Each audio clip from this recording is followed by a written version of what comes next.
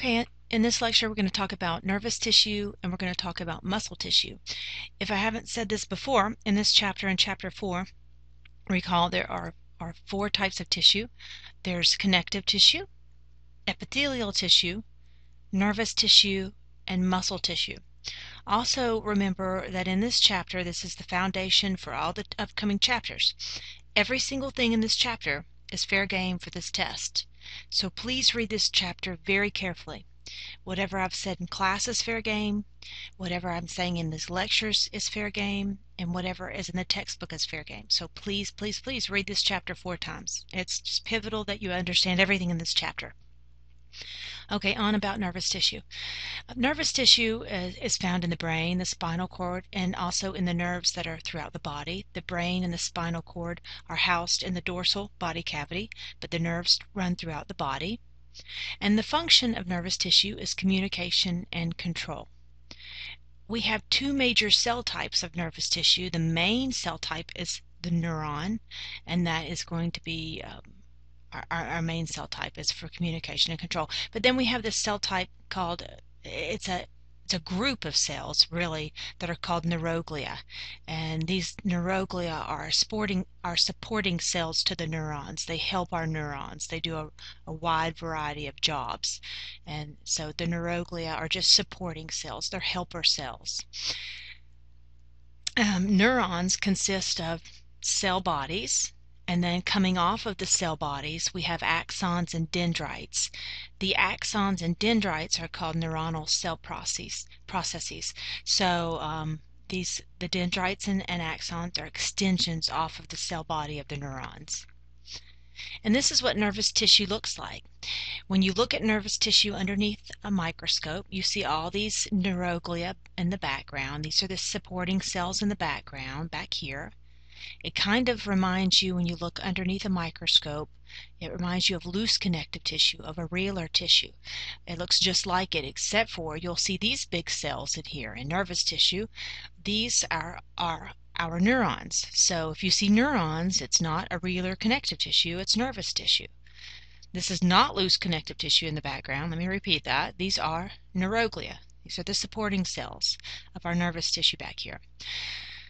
Okay, so here are our neurons. This is the cell body of a neuron. Here's the cell body of a neuron, and these are the extensions that are coming off.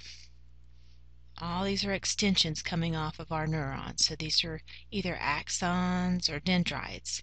There's only one axon that comes off of each neuron. Here's a drawing of a neuron. All of these guys, these numerous extensions coming off, are the dendrites, and there's only a single axon that will come off of each neuron. So these are the cell processes that are coming off over here, the extensions. So we find our nervous tissue in the dorsal body cavity. So here, this is going to be our spinal cord, and this is the brain, or the nerves come off of the spinal cord, or they come off of the brain, and so they're outside of the dorsal body cavity. But they're for communication and control, and that's about it for our nervous tissue, because we have several chapters coming up later on. On to muscle tissue. We have 3 types of muscle tissue. We have skeletal muscle, cardiac muscle, and smooth, and we just contrast these 3 types of muscle tissue, where they're located, if we can control them, and how many nuclei they have, and whether they're striated or not. And striated means striped, whether they have stripes when you look underneath the microscope. So skeletal muscle, we find these skeletal muscle attached to bone, and we attach the skeletal muscle by things called tendons. Tendon, if you'll remember, tendons are composed of dense, regular connective tissue, just to remind you of that. But they're attached, skeletal muscle is attached to bone by tendons.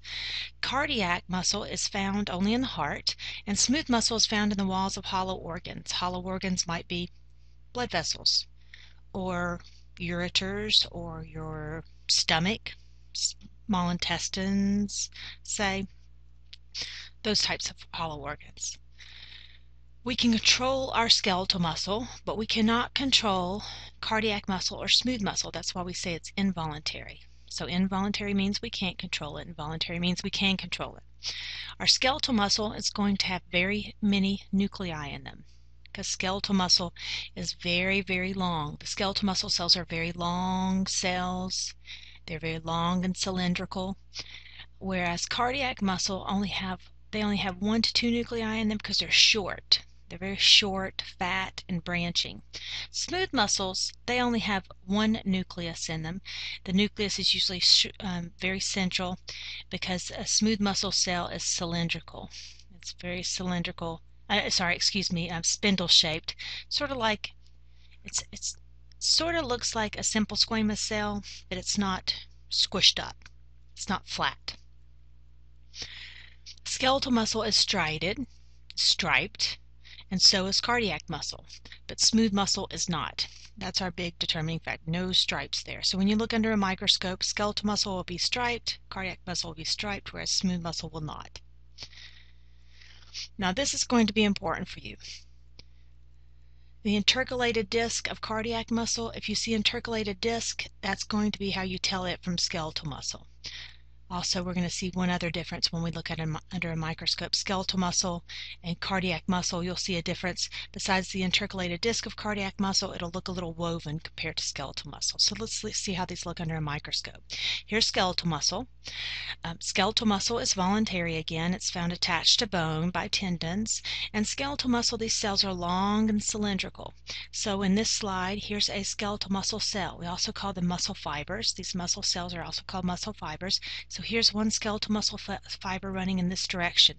So in this slide, we see 1, 2, 3, 4, 5, 6, 7, 8, maybe 9 muscle fibers on this slide.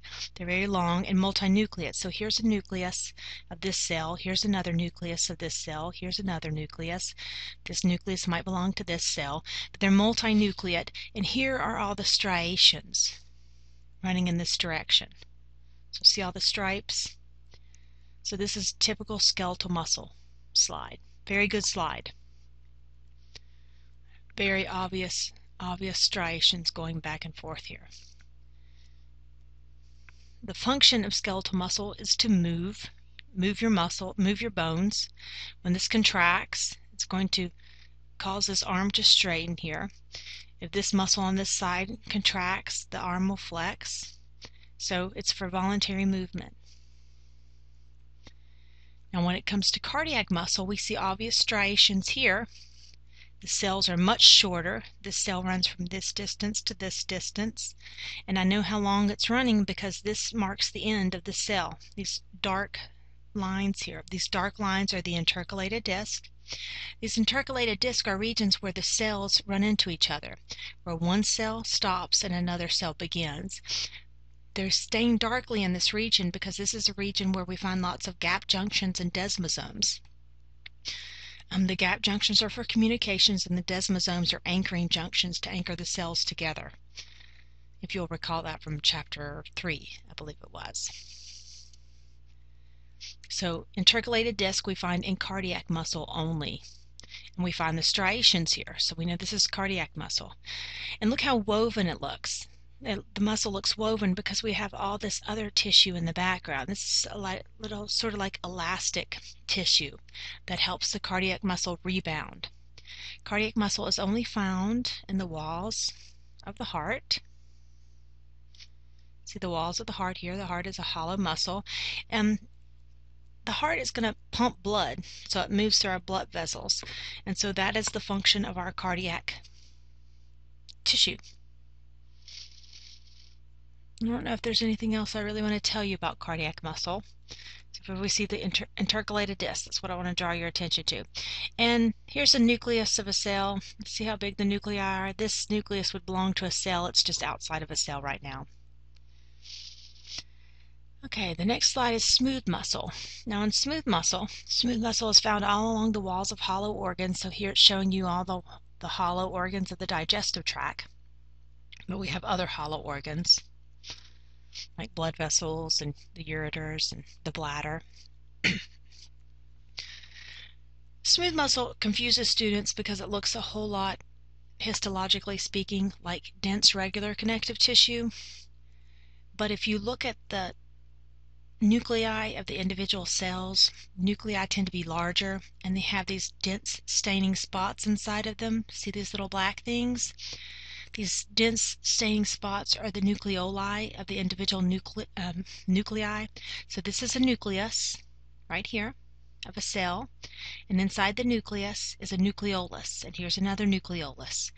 So when you see big nuclei with nucleoli in them, little spots in them, that helps you to recognize that this is smooth muscle.